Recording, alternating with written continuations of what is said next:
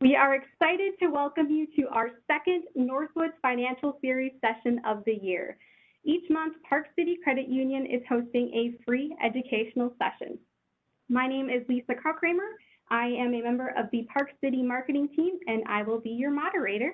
And I'm excited to introduce to you our presenter, John Kromm. Good afternoon. Good afternoon, John, and I'll give John a little introduction here. John and John's wife, Peggy, own and operate Ben's Bloomers, a seasonal garden shop in Tomahawk. The garden shop gets its name from the Ben Franklin store where the garden center was originally located. Every spring, John looks forward to opening Ben's Bloomers and assisting longtime and new gardeners with all their gardening needs. So welcome again, John. Thank you. Glad to be here. So as I said, glad to be on the right side of winter. Hey, I saw some flurries as I was driving into work this morning, so I don't know if we're free and clear of winter yet. We are definitely not free and clear, but we are headed in that direction. So this session is more, yes, you do. So this session is more of a Q&A. If there aren't any questions right now, we do have a list of questions we received ahead of time. But first, John, do you want to say a few words to give our attendees a few minutes to prepare their questions? Sure. Because you are all on computer to participate in this session, you also know that there's a wealth of information available to you. And as a potential gardener or as gardeners, if you aren't using the Google choices that are available to you, I think you're missing on a lot of information. And I spent a little bit of time earlier today just going through some of the things that I think about. And it's amazing the wealth of information that is out there and how many experts are willing to share the information with us. And it's all free. And so one of the biggest things I would encourage you to do and take from this session is to take advantage of the information that's out there, because it makes it so much easier. Especially look for tips that the different people will give you, because most of the time they are very accurate and they can help save you a lot of frustration somewhere down the line. So that's pretty much it. And I grew up on a farm, and a little bit more about my history as a young person, if I can go there. My parents we weren't a farmer's market, but back in those times, everybody that had farming or was farming did a lot to grow their own crops, and that included their food crops. And we always had excess, and the excess we used to help raise money to keep the whole thing going.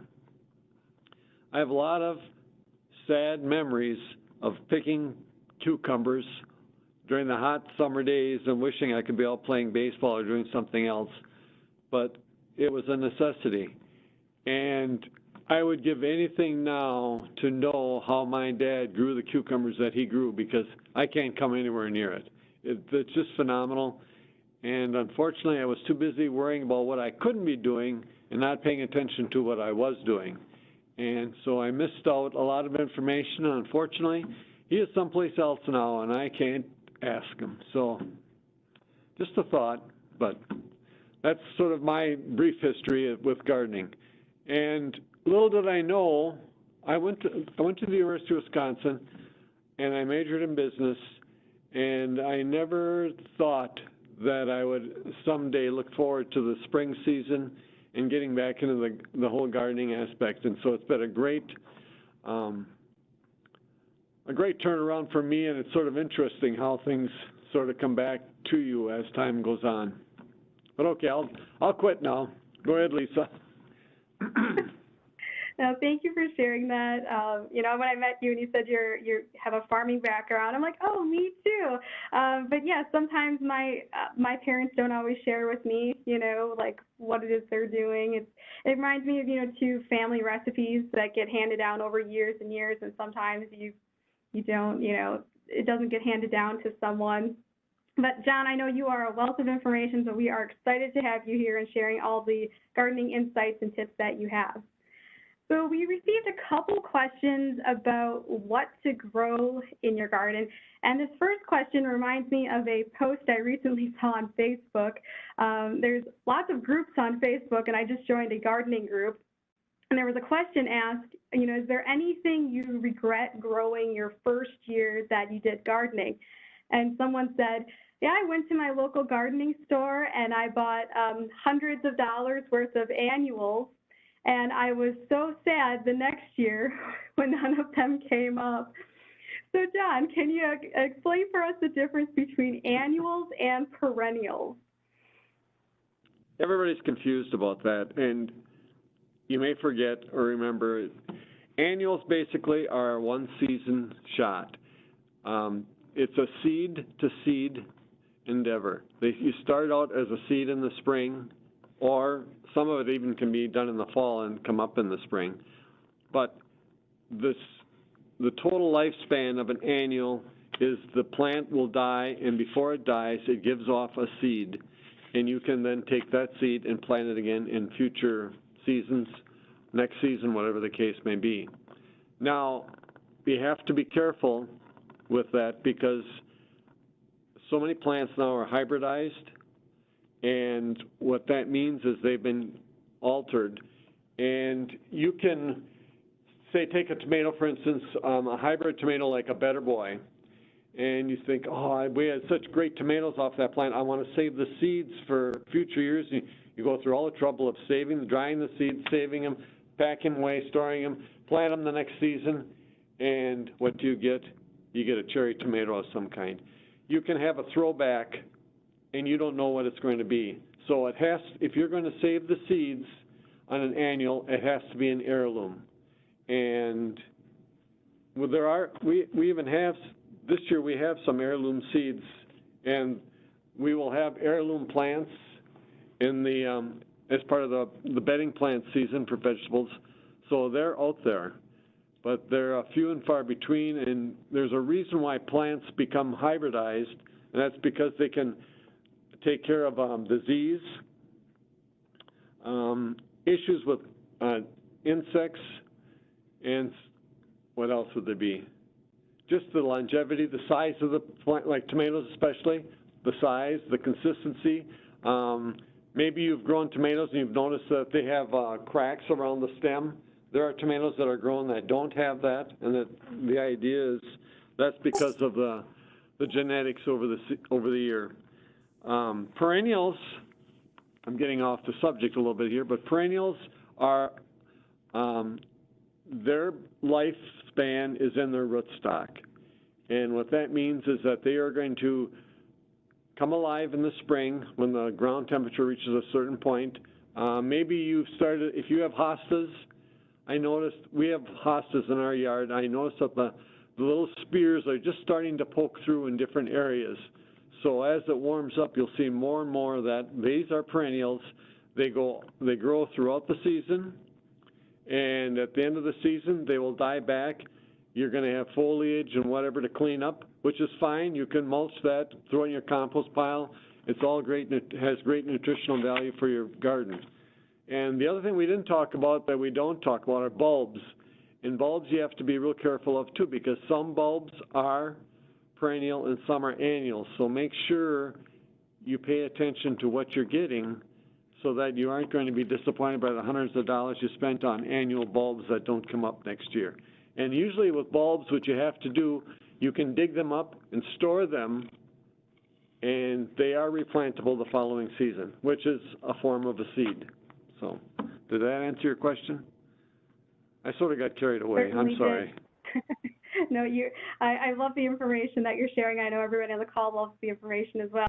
And it's interesting, yeah, because you hear the word annuals and you think annuals would come back year after year, but no, it's perennials that come back year after year. And just for the sake of clarity, most of what we sell, probably 99% of what we sell at Ben's Bloomers are annuals. So it's a one-season shot. And I have I don't know how well you can see what I've got some samples of things here. These happen to be Johnny Jump Ups or violas is another name they go by. They have a great propensity to reseed themselves, but they still are annuals, except that they will drop their seed and they will come up. And you may be, in your garden experience, will notice that tomatoes come up. What do they call them? Volunteers? I'm not sure. But anyway, you'll see tomatoes coming up that you did not plant. Those are plants from previous seeds, previous seasons. You might as well pull them out because you don't know what you're going to get. Or you can experiment with it and just for the heck of it, see what they do turn out to be. But chances are you're not going to be happy with what you get on that particular plant. And besides that, anytime you let, what's the definition of a weed? Something that's growing in the spot where it's not supposed to be. And so that would be what, that tomato would be considered a weed by that definition. Okay. Next. Yeah, in that same Facebook group, I said, I saw a poster, they're talking about weeds, and someone said, yeah, a weed is anything that doesn't grow in a row. And I just want to mention to everyone on the call, in WebEx, you'll see there's some different layouts you can choose from. You're probably in grid view right now. There's also stage and focus. So if you change to stage or focus, it'll make John bigger so you can see all the goodies that he brought with him today. Okay, another question on what to grow. Someone asked, what are some easy plants to grow for beginner gardeners? These plants are excellent. The violas or the Johnny Jump Ups are super. They blossom all summer long. They're very hardy. They can be some of the first plants that you put in the ground. When we first started doing Ben's Bloomers all by itself after Ben Franklin closed, the first year I was really fired up to get going early, and we didn't have all of the kinks out of our setup yet, and we had a bunch of pansies, which is another easy to grow plant, and violas come in early because they are early season plants. And lo and behold, we had a ice storm go through. And I came in the morning and the plants were covered with ice. And the sun came out, the ice melted, and the plants grew. They're pretty hardy. If you would take something on the bigger pot in the middle here, that's a geranium, that would never have done. If that would have had one bit of ice on it, the whole plant would have died. It could have never handled it. But the violas are very easy to grow. And like I mentioned earlier, they will reseed themselves. Another easy plant that I like that is a lot of show are marigolds. And there is such a wide assortment of marigolds that are available. You can start with the little dwarfy plants that maybe only get 4 or 5 inches tall. And then I don't know if any of you are familiar with the garden that we do at Grace Lutheran. But we plant what are called African marigolds on it, and they are the super marigolds, and they get that tall, huge mum-shaped blossoms. They're just spectacular, and they bloom by the time they come in the fall, it's just gorgeous. But other easy plants, most of the in-ground annuals are pretty easy. Even the geraniums, you have to be a little careful with because of the fact that they don't like the cold, but once we get to the warm temperatures, they do very well. They're excellent container plants, maybe not so well in the ground, but in containers, they're spectacular. You've got all your petunia varieties. The Million Bells or Cleaver Coas are very good. What else? Cosmos are famous because they are one of the few plants that deer dislike. Wax begonias are also very easy to grow, very popular. So it's any of those. And do you have any recommendations for vegetables? If someone's starting a vegetable garden for the first time, are there any vegetables that aren't as strict on watering or nutrients? That's a tougher question. vegetables are a little more particular. One of the things that I came across, I was on the Farmer's Almanac website, and there's a lot of information that they have, and again, there was no charge for it. And I just printed off this little guide that had vegetable growing guide, how to grow vegetables, and it just came out January of this year. But they list the vegetables. They tell you when to start the seeds. If you want to start them outdoors, they tell you when to do that. They tell you what the soil temperature has to be if they're cold hardy, and there are a lot of cool temperature vegetables, which make it easier to grow. When to fertilize and when to water. All the information is there, and there's a lot of common vegetables that are in here. Some of the easier ones that I like to grow that we seem to do very well with at the church are beans. Beans, for a lot of people, are a mid-season, like a midsummer crop, but we, for some reason, don't get ours in as early as everybody else does. And so we are harvesting beans, but we harvest them right up till frost. And they are amazing. Carrots are good. They're easy to grow. They're a bugger to plant because the seeds are about the size of a speck of pepper. Let's see what else. Cucumbers are very easy to grow. Lettuce, very common. Radishes, everybody should plant radishes. Radishes ripen very quickly, relatively speaking. It's nothing to plant radishes and replant them again, and you can keep having fresh radishes all summer long. Peas are good. Peppers are a little touchy. You got to have heat for peppers. Potatoes I'm not that good with. We plant potatoes every year. We do get some, but we never have bumper crops, and I think we're doing something wrong. Squash are tough, except zucchini. Anybody that's planted zucchini, you never get one zucchini, you get a bucket of zucchini. So if your neighbors are planting zucchini, they're probably offering it to you throughout the season. And then, of course, there's tomatoes, and that's one of my favorites. So, but I sort of skipped around and didn't really tell you anything easy. The best thing to do is to talk to your neighbors that have gardens and ask them what they're growing and what they have success with, and try to keep it simple, especially the first year if you're a new gardener, and just go from there. And don't expect bumper crops, and don't be disappointed, because gardening is one of those things that we learn as we go, and about the time you think you got to figure it out, somebody changes the rules. So it's all part of the fun. The end of that. Yeah, and I know before our session today, John and I were talking about radishes, because that was the one recommendation I heard if you're a beginning gardener. Grow radishes because they grow very fast. Like you said, you can keep planting them and keep growing them. You know, the other interesting thing, I think, and you should share with your neighbors too, is I have probably learned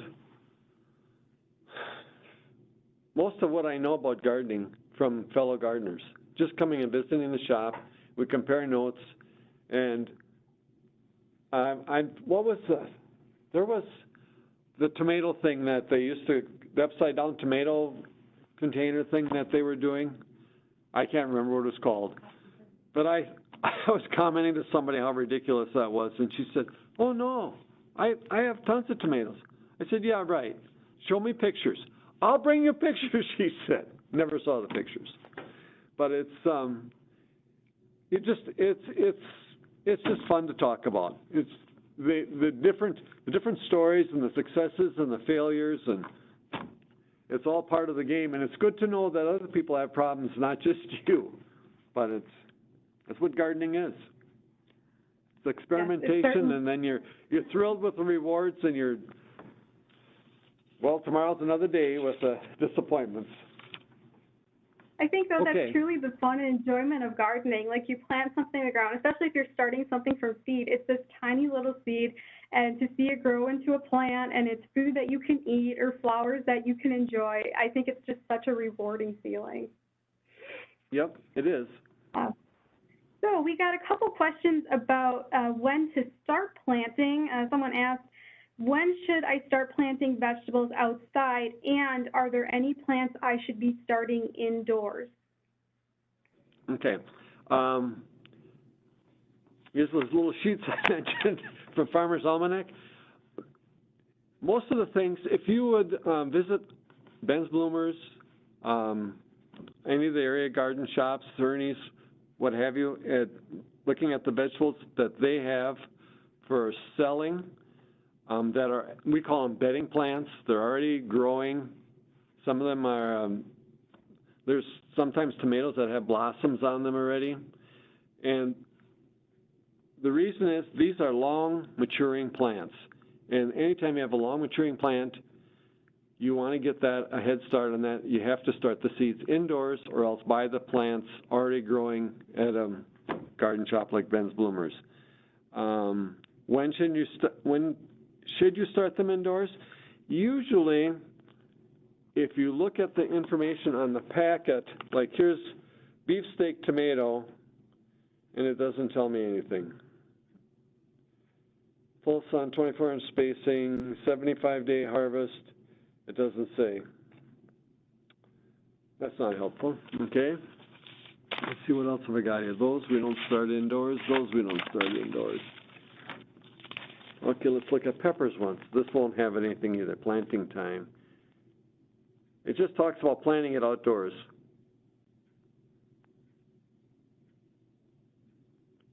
So I would, okay, so if I go to my list here, in peppers, it says, start seeds indoors weeks before last spring frost. So peppers, you should start 8 to 10 weeks before the last frost. Around here, we sort of, our general guideline is Memorial Day weekend. And it's not to say that we can't have a killing frost after that, because we do. But for the most part, we're pretty safe then. And the other thing you can do if you're ready to plant things in the ground is watch the 10-day forecast or whatever, and it gives you a hint of what's coming up for the weather. It's not always reliable, but most of the time it gives you an indication that how safe it is. But 8 to 10 weeks starting pepper seeds indoors, that's a long time. It's almost 2.5 months, 2 months to 2.5 months. Most of the other things are 2 to 4 weeks, squash, pumpkins. Tomatoes are 6 to 8 weeks before the season, or before the last frost. Broccoli is 6 to 8 weeks. Brussels sprouts, 6 to 8 weeks. All these plants that we're talking about starting indoors are also going to be available as bedding plants. So that's nice too. Cauliflower. Celery is a tough bugger. You gotta have a lot of water for celery. Cucumbers. Funny thing about cucumbers is when people will be looking for cucumbers early in the season, you aren't going to find them. And the reason is, once they pop the ground, they grow extremely fast, and it's hard to hold them back. If we would have cucumbers May 1st, by May 15th, they would be a mess, and you would not be able to put them in the ground because they're going to freeze. They need it warm. So they're very tender plants. So you have to know what you're planting, and I think if you search out a guide like this Farmer's Almanac thing, that'll answer a lot of your questions about when you should start your plants, either outdoors or indoors, and which ones you should be starting. Where, when, why, how. And I can also recommend that Farmer's Almanac website. Just go to Google and type in Farmer's Almanac and you'll get there. Last year I grew potatoes for the first time ever, and I really had no clue what I was doing. Just kind of put them in the ground, and turns out we ended up with potatoes at the end of the year. We had a nasty potato bug we were dealing with, and Farmer's Almanac really had some good solutions for that, so I definitely recommend that website.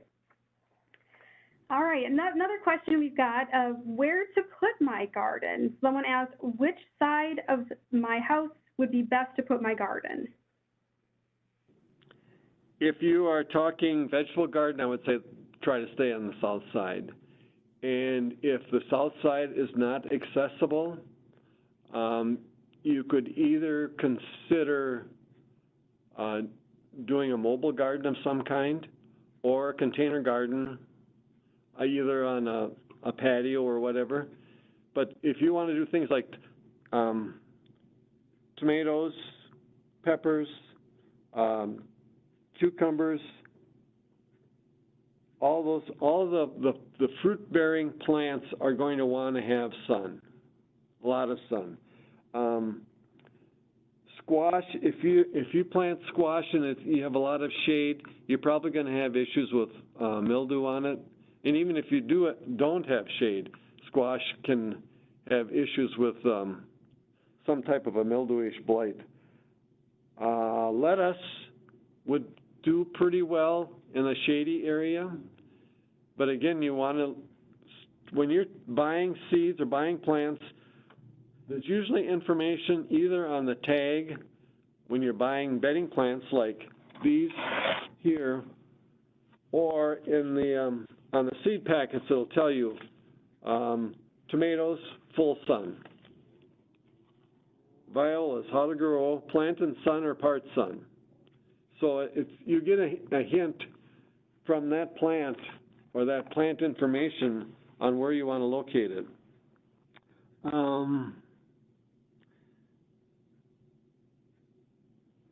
Sometimes it depends on what you have too for an environment in your yard. Like if you live on a lake, you maybe you're on the windward side of the lake, or maybe you're on the side that has more exposure, southern exposure, and the lake is to the south of you, so you actually get warming from that. That you sort of have a microclimate, and so you need to pay attention to what's going on in your yard. And everybody's yard is going to be a little bit different, but generally speaking, they can also be very similar. So it's pay attention to what's going on around you, and again, don't be afraid to talk to your neighbors. If you see something that they're growing that you like, ask them what it is. And a lot of times, what you're going to find people doing, if you have a northern exposure, for instance, is you're going to see perennials. And because perennials, just for whatever reason, there are more adaptable plants for the shade in perennials than there are in annuals. And they do very well. And the other thing is a lot of the perennials don't need to have, are not necessarily flower-producing plants, although they will have something. Like, I don't know, if you're familiar with hostas, I'm not real fond of the hosta flower necessarily. They do have one, but they do exceptionally well as a northern exposure or a shade environment. Did I answer your question? I'm sorry, I apologize. I get to rambling and I forget where I am. It's an age thing. Hey, it's all good information that you are sharing with us. And everybody that's on the call, I'd like to invite you to put a question for John in the chat. So if you have something you'd like him to answer, feel free to go ahead and type your question into the chat. And John, I see something on your table that I think might help with this next question. Someone said, I'd like to start gardening, but I'm worried about deer eating my plants. How do I keep this from happening? Okay, first thing you got to do is go around the neighborhood and see who's feeding deer. Because if somebody is feeding deer in your neighborhood, it's bad news. It's going to be pretty tough because the deer, they're on your list, and they just come right walking through your yard. This item, liquid fence, has been around for a long time. We had it when we were in Ben Franklin still. It's got to be 10, 12 years old, and it's very good. I try to stand upwind or downwind from it. Upwind. You want this spray to be downwind from you when you're putting it on. It is odoriferous, to say the least. This is a new product that it's not that new anymore because I think this is going to be our third year we've had it, and maybe it was around before then. but this is called rabbit scram. There's also called a deer scram. This plant is applied, or this product is applied directly to plants. You spray it on, and supposedly rain will not wash it off immediately, but over time you will see it degrade, and you'll need to reapply it. This is a different application altogether. This is what is called a perimeter plant. It's a granular repellent, and you use it as a perimeter around your garden or around whatever. So like in a rock garden or something like that, it may not work so well just because you wouldn't be able to establish the perimeter. But in a regular garden, it works very well, and we've had a lot of success, a lot of return customers coming back for it year after year. And it doesn't have a bad smell. It's the best part. So it works. And maybe, I think what happens over time is some of these things fail, but the other thing, I think, is if you can get the deer to quit thinking about your yard is the local smorgasbord, then maybe you've won half the battle. And they don't even recognize that you have plants there. They're going over to eat at whoever's feeding them down the way. So if you haven't tried this, and we will have it again in deer scram, but if wherever you can find it, it's a nice choice, and it works. And the other thing you can do, there are deer fences. People put those up, and I have seen people putting shorter fences up and then putting a surface layer of some type of protective device to keep the deer out, and I think that would work too. One of the things that we did at the garden at Grace is, I mentioned that we had planted these African marigolds, and they're huge, and I don't think it's the size of the plant necessarily. I think it's more the scent that the marigolds give off, and this is my own philosophy. I don't think it's too accurate, but it seems to sort of fit. I think the marigold smell is not a smell that the deer associate with food. And so they are fooled into thinking that there's nothing there for them. And that's all we use. And we don't put any other type of a repellent down for the deer. And we do have a fence, a rabbit fence going around the garden, but it's only 3 feet tall. And the deer, if they wanted to, they could easily hop over that. So that seems to work. But again, experiment, talk to your neighbors, see what they're doing, and just copy it. If it works, do the same. Certainly agree with that statement. So we did get a question in the chat. Someone asked, is it too late in the season to start a raised bed garden? Never too late. No, and actually it's probably, I think for the most part, frost is out of the ground now, so you could start thinking about that anytime. Raised bed gardening is a whole different thing. It's relatively new, probably within the last 10 years. It's become very popular. It's along with it is what's called square foot gardening, and the way raised bed gardening was designed, it started as a 4x4, but you can go with any size that you want to. And the square foot gardening part of it is they create a grid work in the garden, and you can plant very condensed assortments of plants because each area gets 1 square foot. And you might be able to put in like a dozen radishes in that square foot, but you can only put in 1 tomato plant. But if you go to the website again and talk about raised beds and square foot gardening, there are actually layouts in there, and they will tell you different things that you can do. There are some raised beds where they'll suggest putting a trellis on one end, and you can have your cucumbers and your beans and peas growing up that. And then other ones are just, they'll have maybe all greens, And that goes to another subject. Okay, I want to throw this in right now. When you do, the other thing you have to do when you're doing raised beds is, I mentioned that you're condensing and you're putting a lot of plants close together. The other thing you have to be concerned with is what is called companion planting. And believe it or not, vegetables have friends, and they also have enemies. And I don't know, this doesn't show up very well on the screen, but this is off the website, and this has been around for years, so it's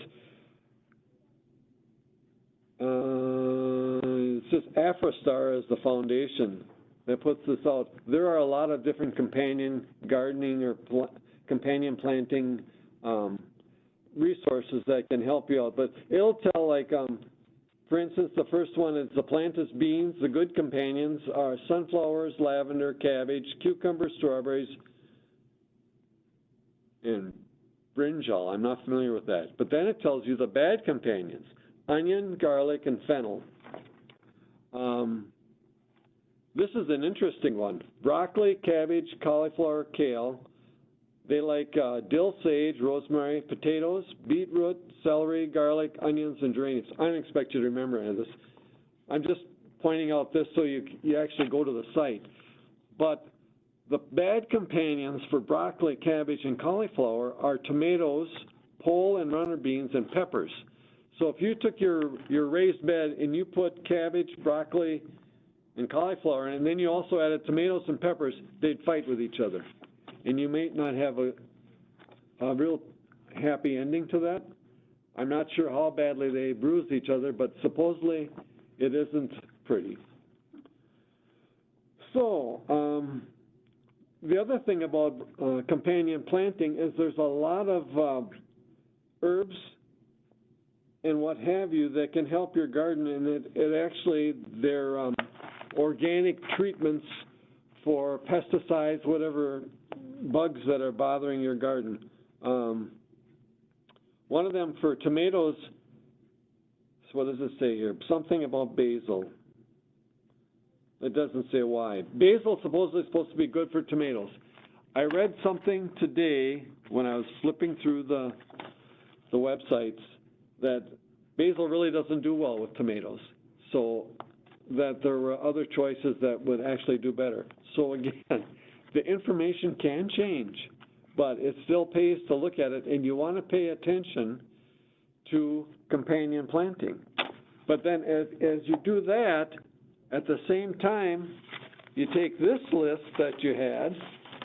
This can get a little confusing, but if you do your homework and you're planning, it can be very rewarding, because if you take this and you get your plants that like each other, and then you put that with, you look at your watering schedule, because that is on this list also, telling you when to water, and you try to mix together the companion plants that like to be living in the same environment water-wise, it makes it so much easier. And then add to that the fertilizer and everything else, and you got a process. So it can be a little complicated. And I think you just kind of brought up Did I talk anybody out of raised beds yet? No, they are very popular, and if you go to raised beds, there is just, everybody is switching to them. And the nice thing about raised beds is you can weed them. You don't have to actually be tripping over everything, because they're a little higher off the ground, and you can be standing on dry ground. You can get at things. When it comes to harvest, it's easier to harvest things. Because of the concentration of plants, weeds aren't so likely to be so prolific.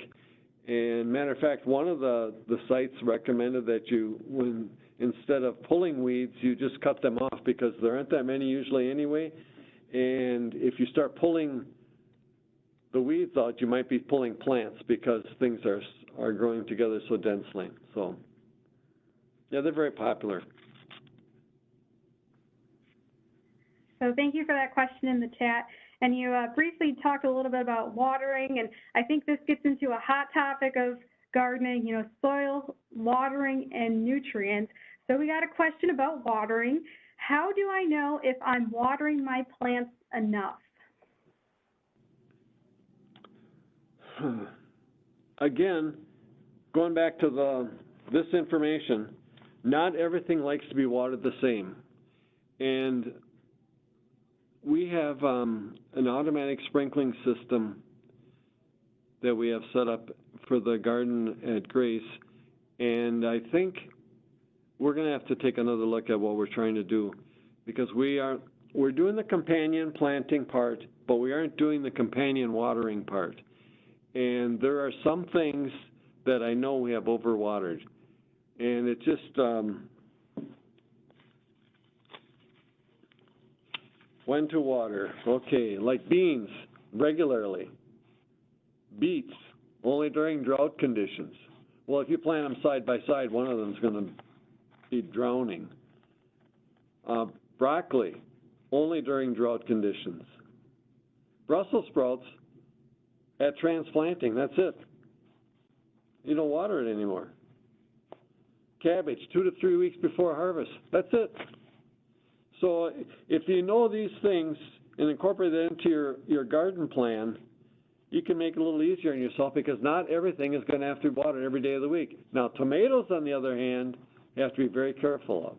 And a lot of people do tomatoes in container gardens. And tomatoes, if you grow tomatoes in the past, you're probably familiar with the term blossom end rot. And that is a water situation, and it has something to do with calcium. And not enough water, too much water, I've seen it both ways. And you just have to, the bigger the container you have for growing tomatoes, the better off you are if you're going to do container gardening. This pot right here happens to be a 16-inch.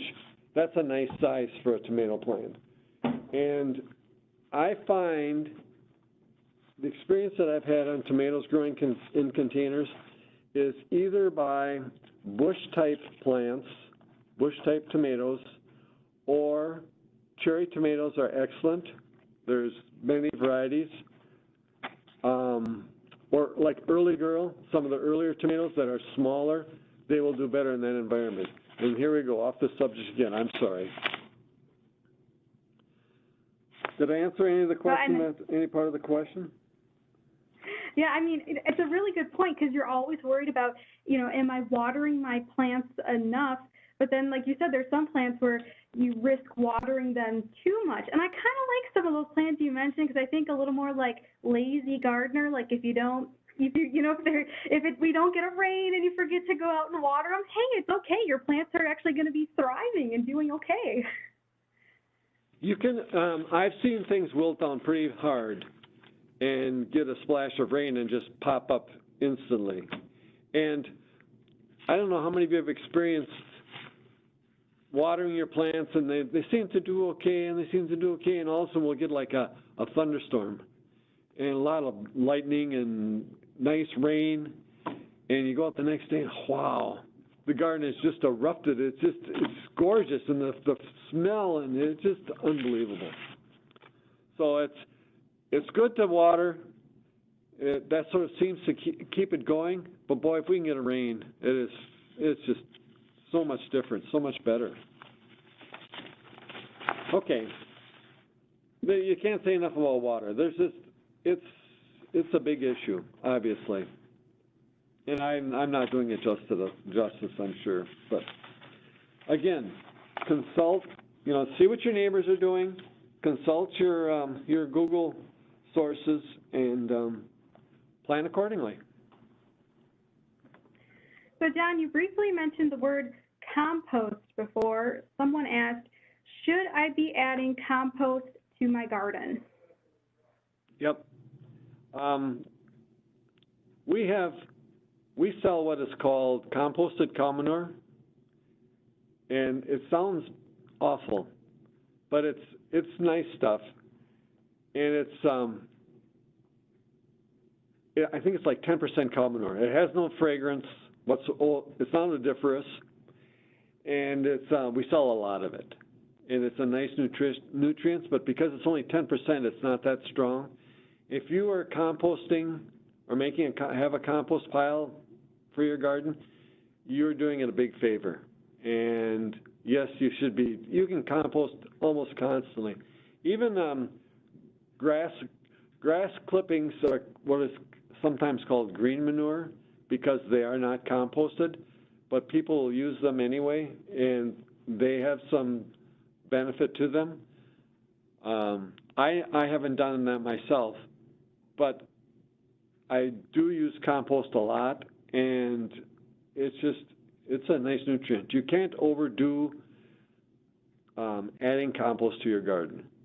The biggest thing is getting enough of it and keeping the leaves and the lawn clippings and everything. If you collect your lawn clippings and you're putting them in a compost pile, this stuff heats up, and usually by the end of the season you're going to have a pretty good amount of it, and by the following season you should be able to really enjoy a nice pile of compost. And then once you get it started and get it going, then you can have a couple of composting bins, and it works. And especially for organic gardening, if you're into that would it goes a long way in helping your plants thrive a lot better. There are organic supplements that you can add to your garden, but they're so low in nutritional value that it's nice to give it a shot with the compost or whatever things you have in addition to that. All good did information. you ask about other nutrients too?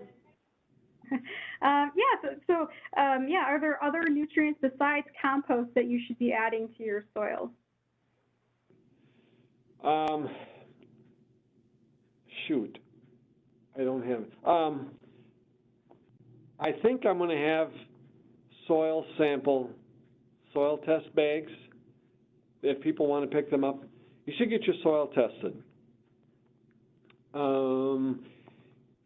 I think they charge like $15. You know, you pick up the bag, you take different samples of the soil for your garden, for instance, and send it in, and it's usually not that long, 2 to 3 weeks. They'll get back to you, and they'll tell you what the different levels of potassium, phosphorus,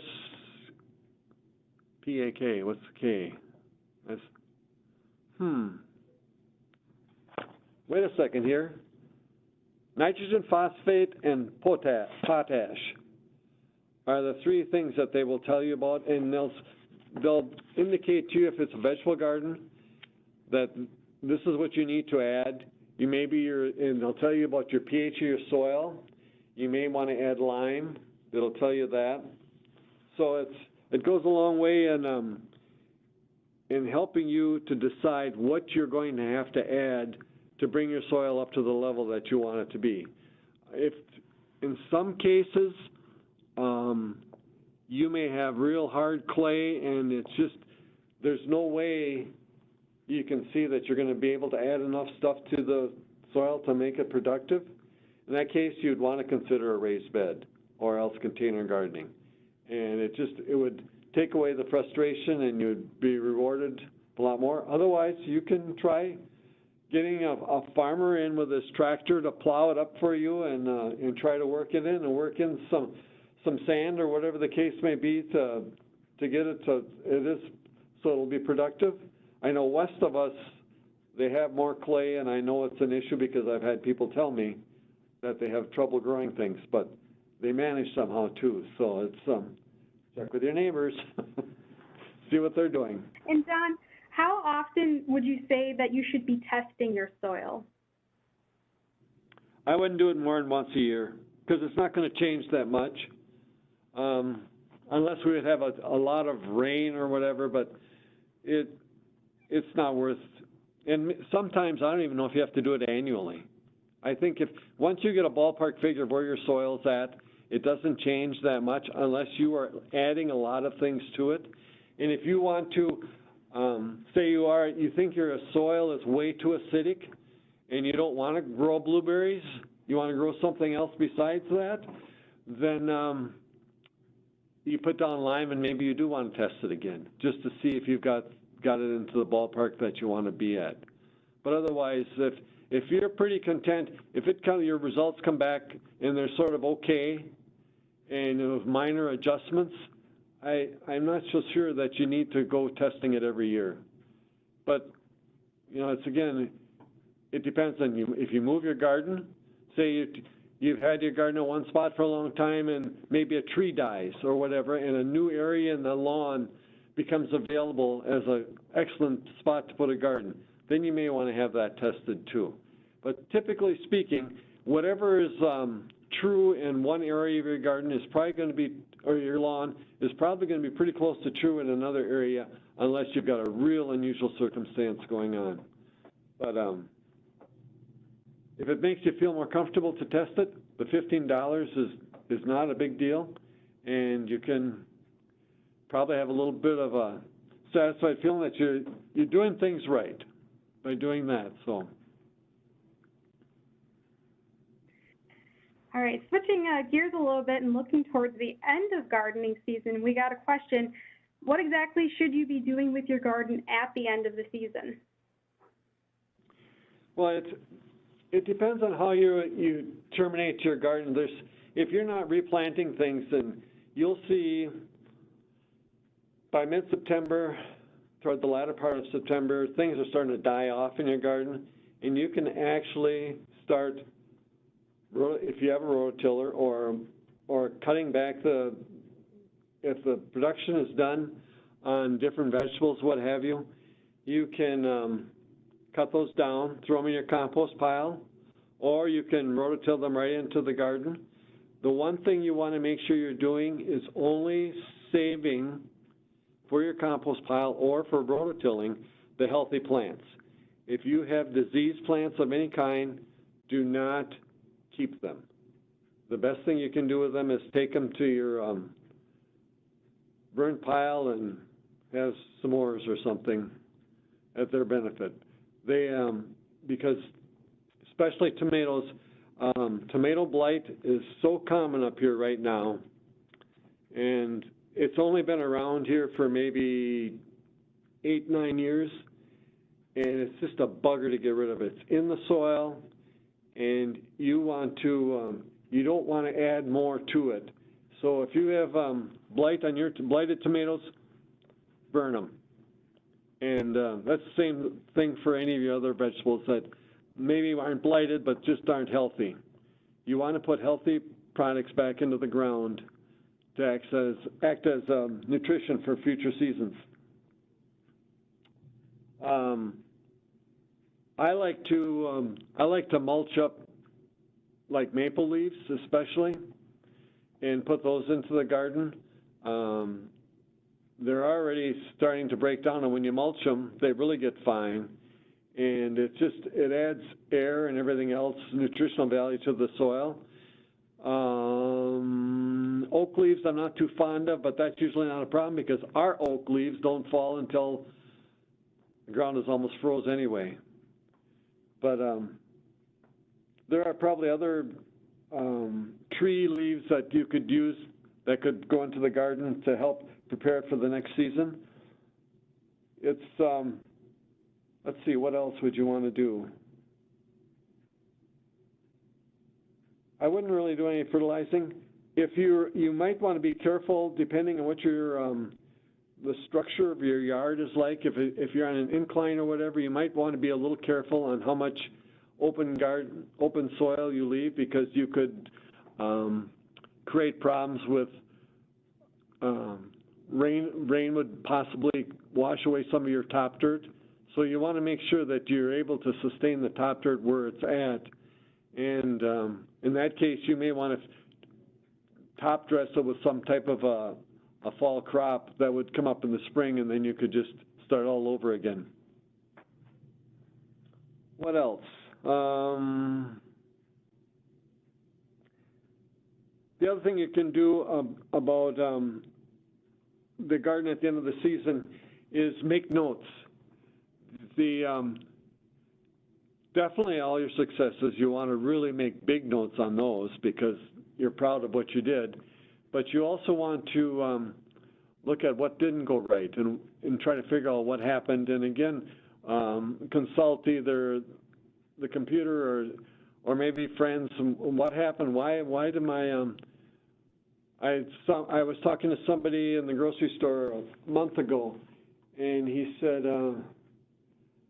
my tomatoes, I sprayed them with, and I can't remember the Dacacil. It's something to help. It's supposed to help prevent the blight on the tomatoes. It killed them, and he said it killed every one of them. And I had not heard of that happening before. He was stumped, and he was writing to the company, and had written to the company, and they never answered him. He's real disappointed. So, I had no answer for him. I don't know, but it's some of the things we do that don't work. If you can't make it work, don't do it. Gardening is supposed to be fun, and we spend too much time and too much money working at it that if you're not going to be happy with the results, then try something different in your garden and let that. Maybe you aren't going to be able to get that first tomato of the season or whatever the case may be, but or try different tomatoes. And one of my favorites is a cherry tomato that we've had it for a lot of years, even when Ben Franklin was still there. It was our best-selling cherry tomato, and it still is today the best-selling cherry tomato that we have. It's called Sun Sugar, and it ripens to a yellowish orange. It is the sweetest taste. They're awesome, and they produce tons of tomatoes. There'll be tomatoes laying on the ground at the end of the season, I'm sure of it, but they are just phenomenal. So if you want a good cherry tomato, Sun Sugar is the one to get. But don't wait for it to turn red, because that won't happen. Okay, we got off the subject again. What else do you do at the end of the season? Pat yourself on the back. Gardening is a fun experience, and you've got to. It takes some effort to do it, and I hope the reward justifies some of the effort that you put into it. But it's a neat thing, and it's a miracle, I think, because you look at these dinky seeds, and you look at these, like, we sell Livingston seeds, and you can see the size of the seeds in the packet. And if you think, like, this is cucumber, if you think of cucumber, when you're eating a cucumber and you look at the slices, you'll see the seeds there. And each one of those seeds is a plant, and that's going to produce how many more cucumbers? It's amazing. It's just, I don't know, miracle. But anyway. I know, gardening is awesome, right? It is. All right, John, so we're nearing the end of the presentation, so let me pull up your contact information here. Okay. And if any of you on the call, if you're not aware of this, we kind of have a special relationship with Ben's Bloomers. Ben's Bloomers is actually in the lot right next door to our Tomahawk Park City Credit Union branch. So literally you don't have to go across the street, just right next door to us. And John, when do you think you'll be opening up for the season? We'll probably open hard stuff, which is non-living. I'm hoping by April 15th, the way it's going right now, if the weather holds, and it looks very promising, but we'll see. But that's what I'm shooting for, and that'll be like the soils and seeds, what have you. We may even have potatoes. We may have seed potatoes by then. Onion sets, I'm sure we'll have by then. It's just looking very promising right now. And the other thing about gardening, and I'm sure everybody is aware of it, we've struggled so much going through jumping through the hoops with the virus and what to do now and what to do tomorrow and what to do last week and should we or shouldn't we. And the nice thing about gardening is that it is the perfect thing to do in spite of the virus, because it's social distancing automatically. you usually do it by, there aren't a lot of people out there typically, and it's just a very healthy thing to do. And so you're doing yourself a favor and you're staying away from the virus. So that's two good things right there.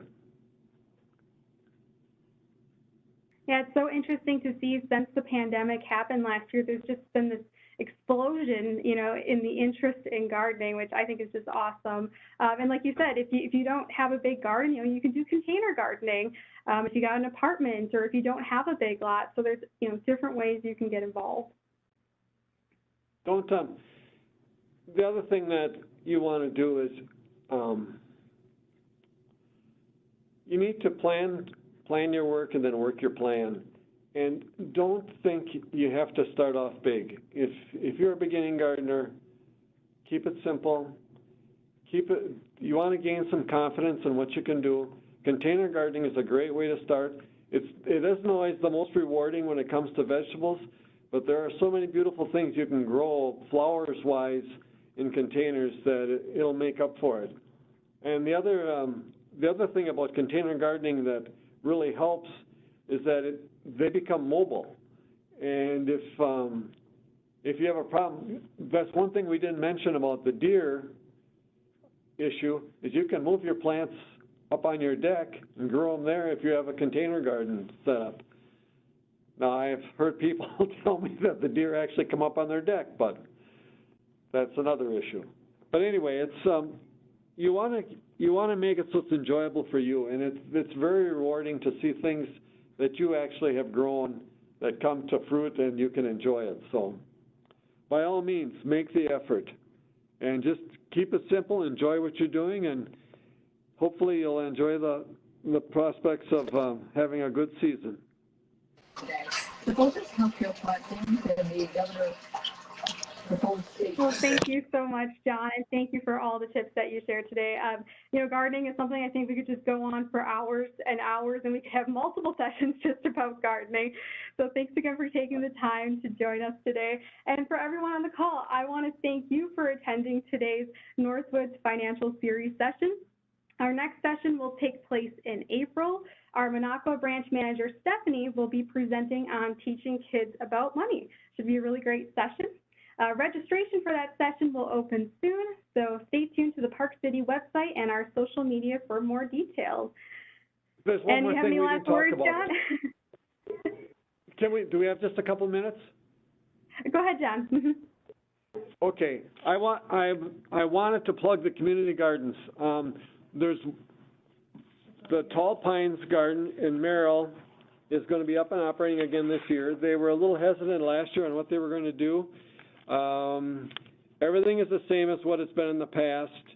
They charge 50 cents a square foot, and like a 4x10 area would be $20, and that's for the season. And with that you get the soil, water, and high fencing to keep the deer out. So if you have a deer issue, maybe you want to consider a community garden.